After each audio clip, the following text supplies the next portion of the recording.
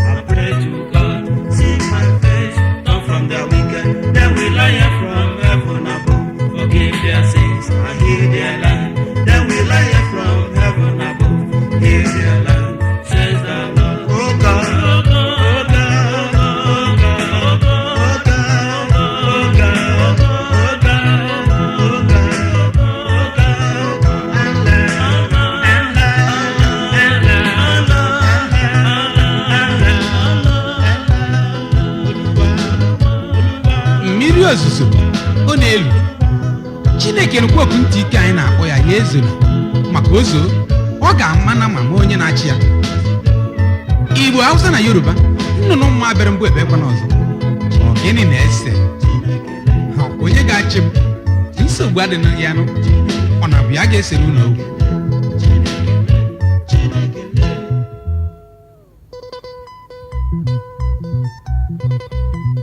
Sianụ na ofu onye ziri m ozi zie unu ọsọ unu mee ka pepa mil nne dị n'obodo a na-arụ ọrụ unu chia ya ebighị ebi.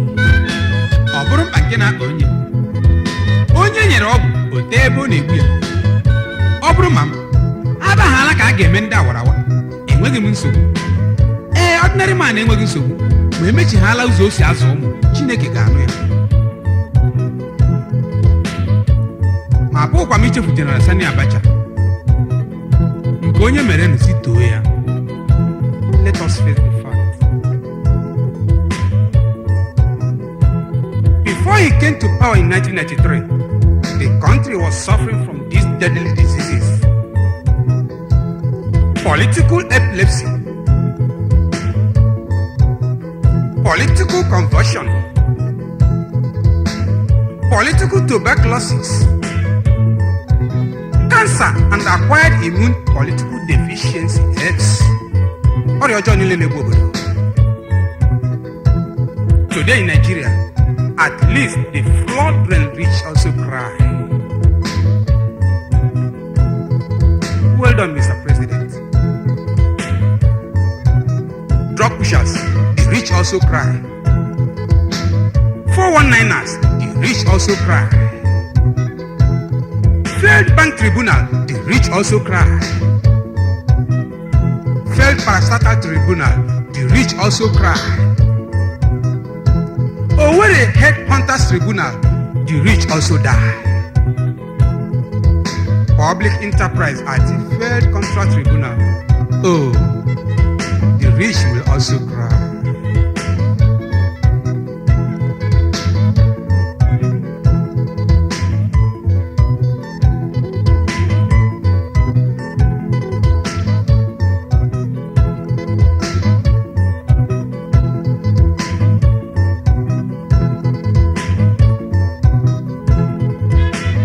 Why many flourishing rich were crying?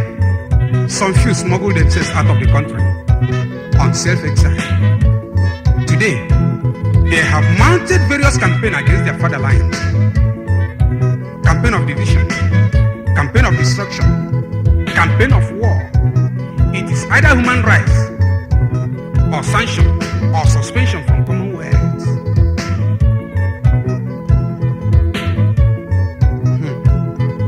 Every nation has its own problem. Nigeria is not an exception. Fellow countrymen, let us face it. No person or country loves Nigeria more than Nigeria loves Nigeria. We want no more war, no bloodshed, no more coup. We need everybody's hand on deck to help her grow. This is our country. Though tribe and tongue may differ, in brotherhood we stand.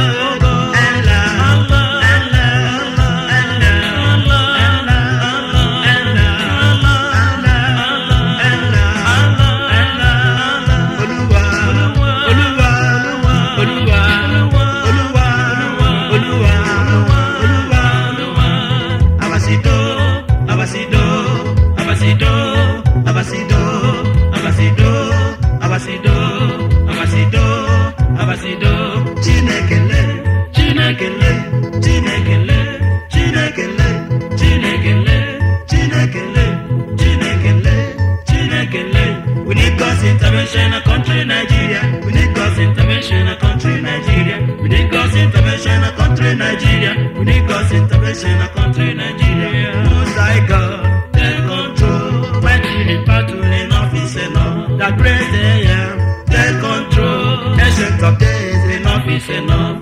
If my people which are called by my name shall humble themselves and pray to God, seek my face, turn from their wicked, then will I hear from heaven above. Forgive their sins and heal their land. Then will I hear from heaven above.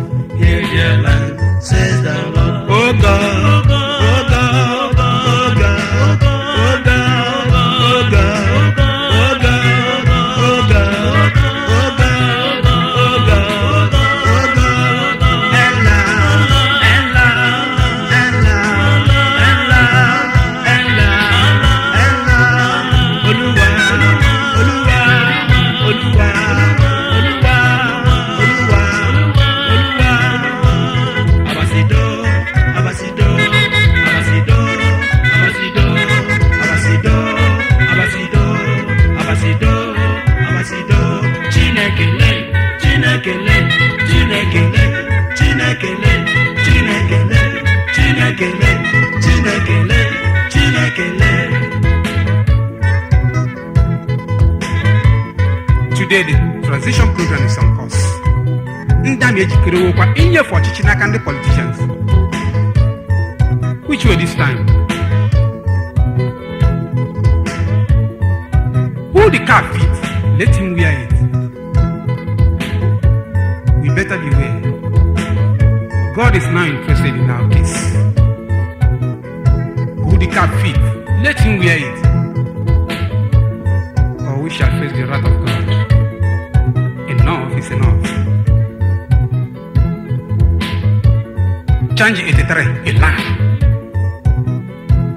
Hope 93, a dream. Outer all roads, Oga. I will give electricity the seat. We shall make education free at all levels, I have said. We shall put food on your table. We shall provide free medical services at all levels. Campaign slogans. Politicians, which lie will you tell us this time? Abela Wado. Operation Change 98. Oye Mwakwano. Makanto Kwelo na Fourth Republic. Bigotry na nepotism. Anya Chogya. Tribalism na statism. Corruption umunne.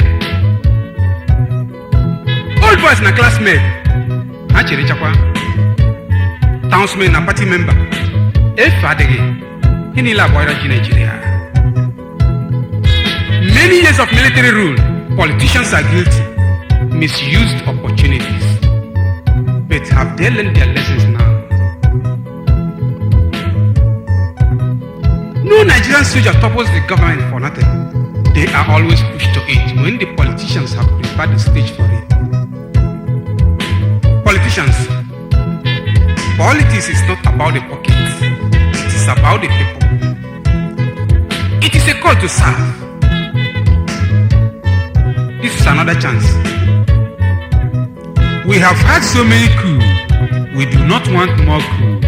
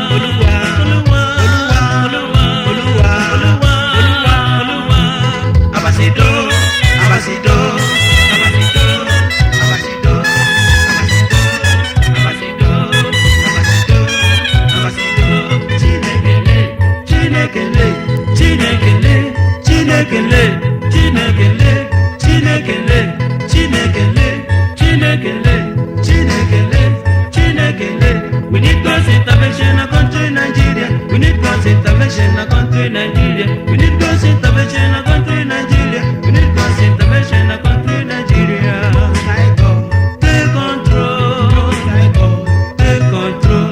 Most High God, take control. Most High God, take control.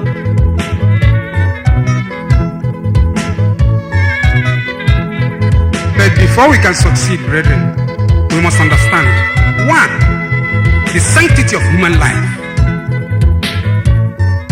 the dignity of individuals, the importance of loyalty to the nation, the brotherhood of Nigerians,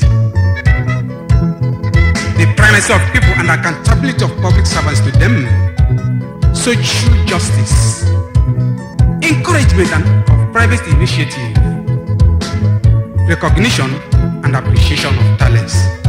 This is the only way forward. That Nigeria must survive is non-negotiable. When the rain falls, it does not fall on one person. No nation as rich and blessed as Nigeria goes cap in hand to beg food. Nigerians will never. The transition program is on course. Change 98. The world is watching. When the military hands over power to a democratically elected government, then history will not forget General Sani Abacha.